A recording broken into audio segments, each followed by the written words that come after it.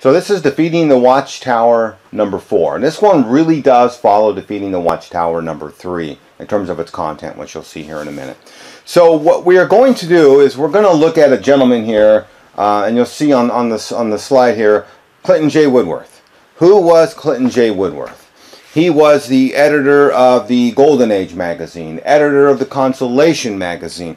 He was the part of the author of the posthumous work of The Finished Mystery by Pastor Russell. So just so that you can see, right, here is The Finished Mystery, of which Clinton J. Woodworth did the Book of Revelation portion of this book here. And then, like I said also in the previous slide, he was the editor the whole time of the Golden Age and the whole time for the Consolation. He was the editor when the Consolation actually switched names from Consolation to the Awake magazine, which it is today, and I think it was 1946, and that's about the time that he decided to check out and retire. Clinton J. Woodworth is a man of words in the society, being the editor of hundreds of magazines, at least an author in one of the books. So a very important guy. So here's what we're going to look at. We're going to look at this, and you'll see a close-up of it on the screen here. We're going to look at the 1913 Convention Report. And as you know, if you looked at any of my videos, everything I show you is from my library here. It's original Watchtower literature, printed off the original Watchtower press. I do not use photocopies or any electronic means at all. These are original material. So this is the 1913 Convention Report. It's kind of a famous convention report because of this picture here, which you're going to see on screen of Pastor Russell in the critic's den. It's kind of a nice historical picture. Now what we are going to do in this lengthy magazine is we're going to go to this page right here. You'll see it here on screen in a minute. We're going to look at page 274. We're not going to look at the whole page. We're just going to look at a portion of an article, and I'm going to zoom in on that right now. So you see here on screen in front of you that page 274, it's an article by C.J. Woodworth, and it's about the vow. Now, what is C.J. Woodworth? Now, we're not going to read the whole thing. We're going to just jump down. We're going to start here at the first paragraph and jump down at these, rather quickly. I'm just going to read the first sentence, though. You can follow along with me. I wish to speak to you of something that I certainly never intended mentioning at this convention. Okay. Then he goes on to the next paragraph, the one that's with me, vigorous opposition to the vow. So he had Pastor Russell had a vow he wanted everybody to take, and Clinton J. Woodworth is having some reservations about that vow. He's internally conflicted. Let's go down to the next paragraph. He said, then began my troubles. I began to pray and fight about it. And then he talks about how he wrote Pastor Russell a 50-page letter and etc. And then he goes on in the next paragraph. When I now think how patient he was, that's Pastor Russell, because he wrote in this big old long letter where he was obviously not expressing a desire or an agreement with the vow. And now we're going to get to the paragraph I really want to focus on, which is this one here. He says, well, the matter went on. There was a time for 5 consecutive nights when I never slept a wink. Then came a time when the strain was too much. My mind became unbalanced, and I came under the direct influence of evil spirits. So much so that for 3 days I was as completely under demonic control as was Mary Baker Eddy when she wrote Science and Health.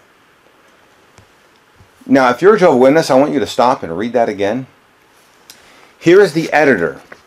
Here is the person who gave you, as you call in the society lingo, meat in due season.